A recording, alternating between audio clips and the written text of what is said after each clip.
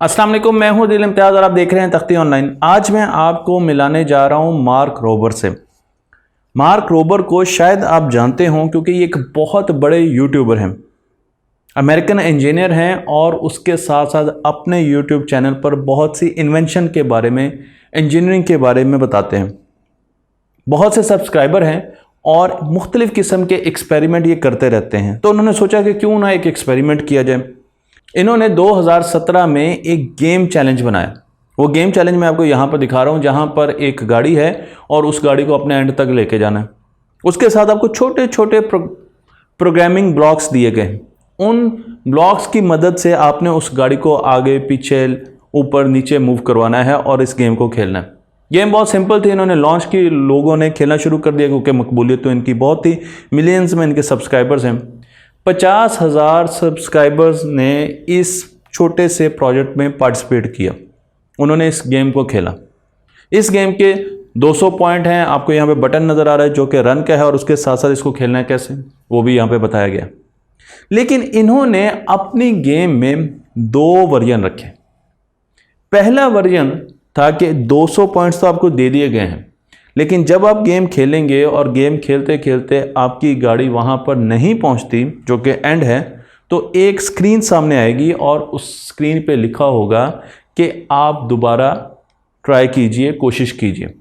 और उसके साथ साथ आपके 200 पॉइंट्स या जितने भी पॉइंट्स आपके पास हैं उनमें से किसी किस्म की कटौती नहीं होती थी, किसी किस्म का नेगेटिव पॉइंट नहीं काटा जाता। लेकिन दूसरा जो वर्जन था उसमें इसी गेम को जब कोई खेलता था तो जब उसकी गाड़ी उस जगह पर नहीं पहुंच पाती थी, फेल हो जाती थी, तो उसके साथ ही एक स्क्रीन आती थी और उस पर कहा जाता था कि अब आपके पास 195 पॉइंट्स रह गए हैं, 195 पॉइंट्स रह गए हैं, 5 पॉइंट्स हमने डिडक्ट कर लिए, हमने काट लिए। और फिर ये देखते थे कि कितने लोग दोबारा उस गेम को खेलते थे, उस पजल को सॉल्व करने की कोशिश करते थे और उनका बिहेवियर कैसे चेंज होता है। इन्होंने अपना रिजल्ट आगे फिर ऑनलाइन शाया किया और इन्होंने बताया कि इन पॉइंट्स जिनका कोई मीनिंग नहीं है, 200 पॉइंट से 5 पॉइंट निकल गए, लेकिन ये फिजिकली कोई चीज़ नहीं है, आपको किसी चीज़ का नुकसान नहीं हो रहा, इन पॉइंट्स के कटने की वजह से भी लोग परेशानी का सामना करते थे। उनकी लर्निंग कैपेबिलिटी में फ़र्क आ जाता था।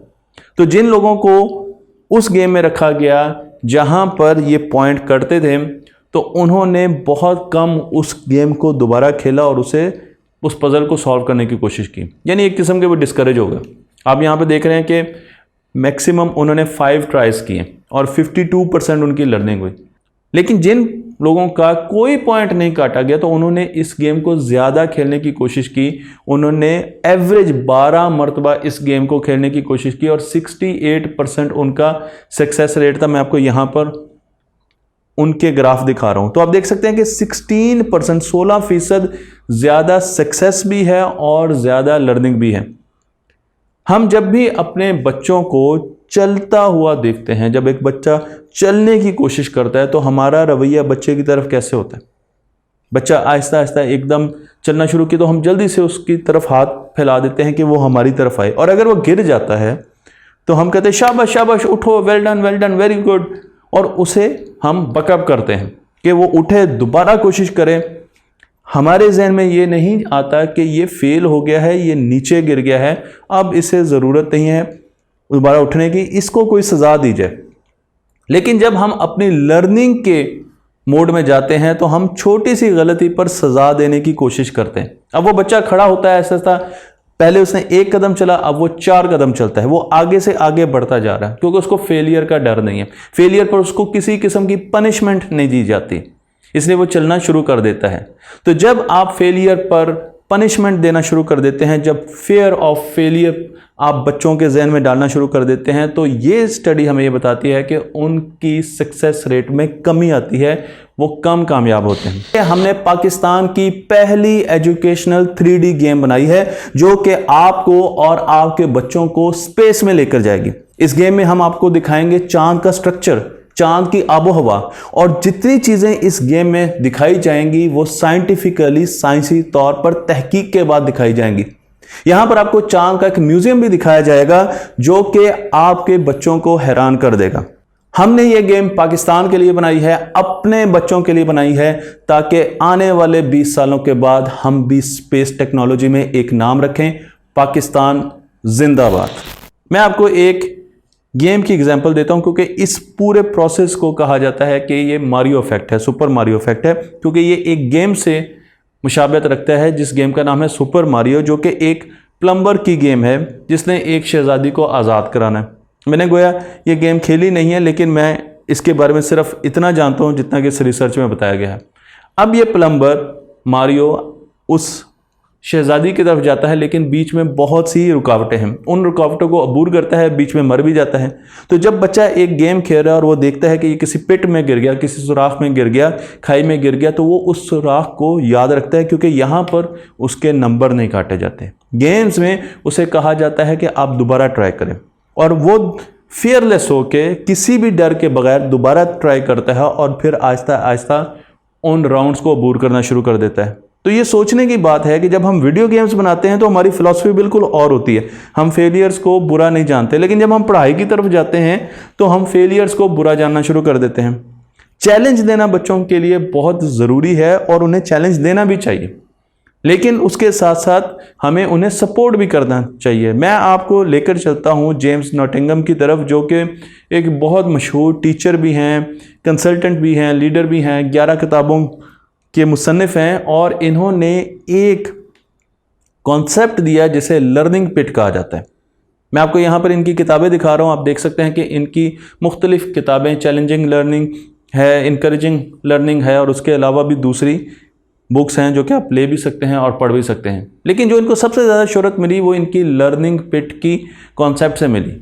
ये कहते हैं कि जब भी आप कोई नई स्किल सीखते हैं, कोई नई चीज़ सीखते हैं, तो सबसे पहले आप अपनी कंफर्ट जोन से निकलेंगे।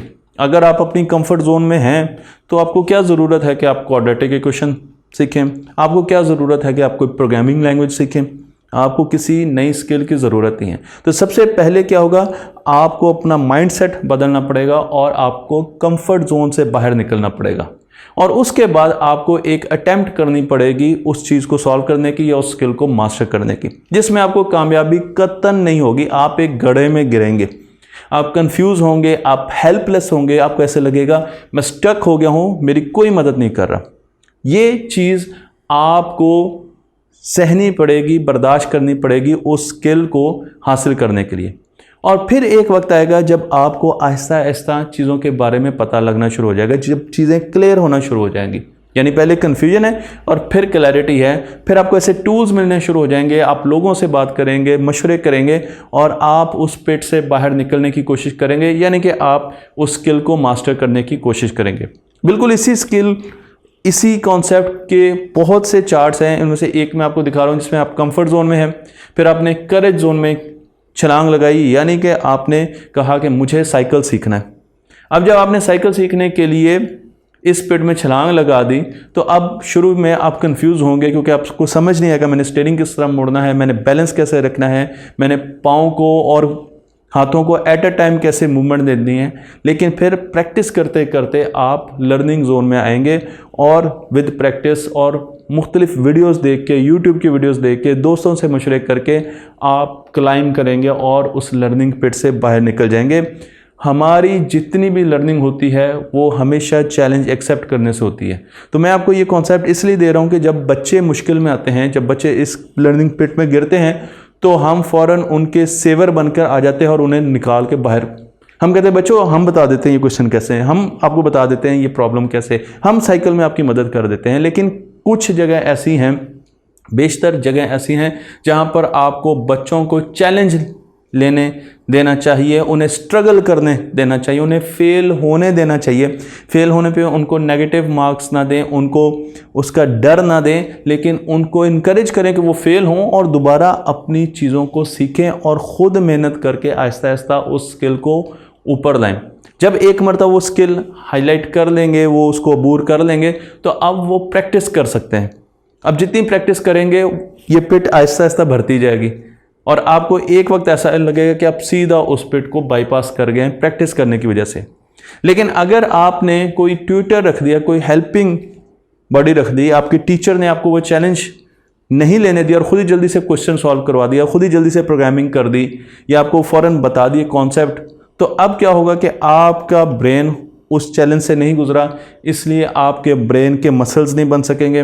गोया कि ये चीज़ें हमारे माशरे में बड़ी नई हैं और हम चैलेंज लेने से या बच्चों के फेल होने से किसी भी एतबार से अभी हमारे अंदर बड़ी फ्रस्ट्रेशन आ जाती है। लेकिन जो मुस्तकबिल हमारे ऊपर आ रहा है, ऐसे बच्चे सर्वाइव नहीं कर सकेंगे जो कि इस लर्निंग पिट से गुजरेंगे नहीं। तो इसलिए ये एक छोटी सी चीज़ थी जिसके बारे में मैं आपको बताना चाह रहा था कि एक तो घबराएं ना इस चीज़ से कि आप फेल हो रहे हैं, बच्चा किसी चीज़ से फेल हो रहा है। दूसरा ये कि उसको फेलियर का डर ना दें, और तीसरा ये कि उसे स्ट्रगल करने दें, उसे कोशिश करने दें।